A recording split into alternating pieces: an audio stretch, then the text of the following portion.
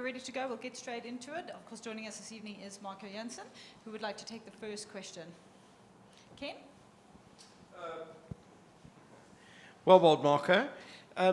You seem to struggle a bit in the first innings. Is that so? And what sort of came right in the second innings for you to bowl so well? I think I've struggled the whole game, to be honest.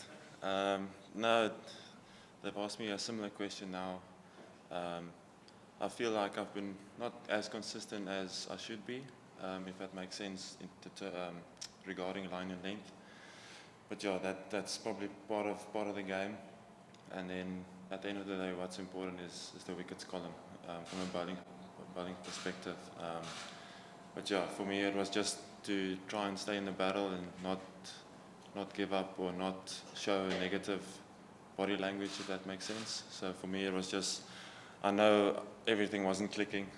So for me it was just how can I help the team, how can I influence the game in a positive manner. Ken, are you going for follow-up, or can we pass the mic just to Firdous there? I do have a follow-up, if that's okay. Yeah, go for the follow-up, then we'll Get get it out Firdous. the way. You mentioned consistency, and just looking at the way Pakistan bowled now in this last sort of 50 minutes, does that show maybe that the Proteas attack as a whole maybe gave away a few too many runs today and yesterday, I guess, to Pakistan?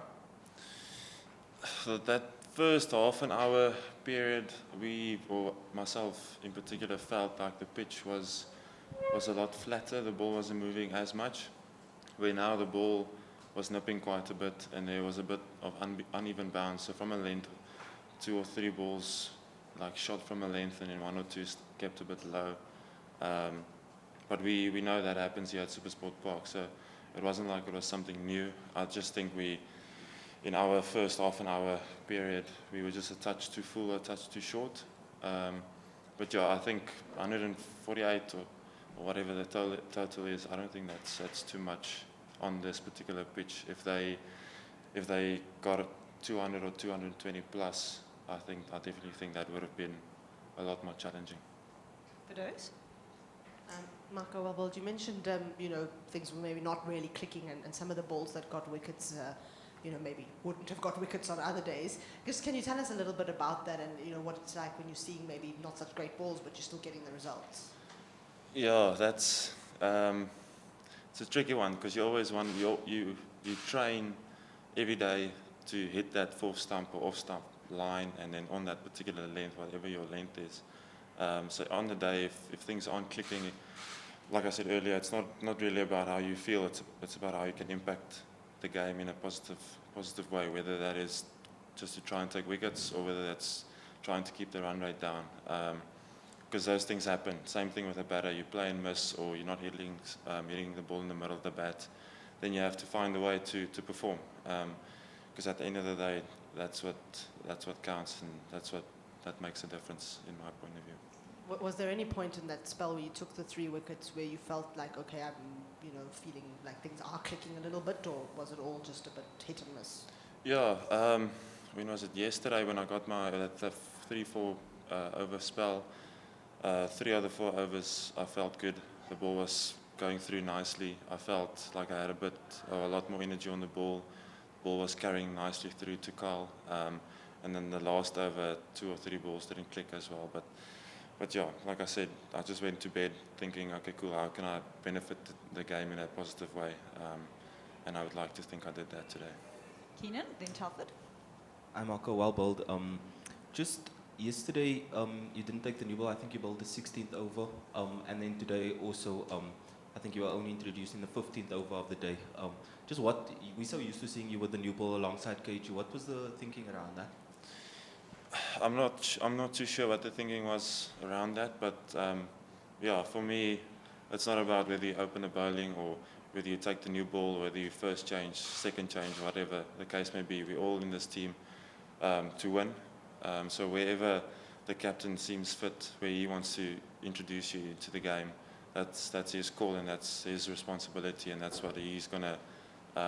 That's his responsibility. So it's not my place to say or to comment on where I bowl or how I bowl or whatever the case may be. My job is just to, whenever I got the chance to influence the game or get into the game. That's the only thing I think about. Yeah, it's not really. I don't, whether I open the bowling or whether I'm first change or second change. I don't really mind where that is. For me, it's just about doing my thing and winning games for the country. Marco, you only need 121 more runs, but I think we saw the Pakistanis play their best cricket of this entire match this afternoon. What do you think, considering that they seem to be really turning it on, and I'm guessing they will do that tomorrow as well, what do you think the mental batting approach will be for yourself and the other guys? From a mental point of view, is to be as disciplined as possible for as long as possible. Because we know that with the new ball, the ball moves quite sharply here, especially in the second innings of the game here at Supersport Park. So we knew what's going to happen. We knew that the ball was going to move around a bit. And look, the 3 wickets they got right now were 3 good balls. So it's not like we throw our wickets away. And that's not to make it seem better, but as long as they get us out with their good balls, I mean, there's only so much you can do as a batter. You can only play what you see. You can't preempt or premeditate what you want to do, because then, especially on this pitch, you're going to get yourself in trouble. So I think from a mental point of view, it's just to formulate a plan, how you want to go about it, or how you think is the best way to go about it, and then just stick to that for as long as possible. Because once the ball gets older, it gets a lot easier to bat, and it's a nice scoring ground. What do you think this pitch will do from here? So with the new ball, definitely going to move sideways, and then the odd ball will shoot up like we saw, and then the odd ball will also keep low. So from my perspective, if the ball shoots up, just to get your hands out the way, and then if the ball keeps a bit low, just to stay nice and tight in terms of your bat next to your pad, because I think those two are the difficult ones to keep out. The balls that move sideways, we're used to that. So I think those are going to be the challenges for tomorrow. We're going to go Ken, and then we're going to look to Rat in front there. Marco, you mentioned discipline when batting. How much of the kind of bowling strategy today revolved around Pakistan in the first innings seemed to be a bit ill-disciplined with the bat and quite impatient as well, and there were some sort of funny dismissals today in terms of where people were caught and that sort of thing. But how much of that was strategy preying on their impatience?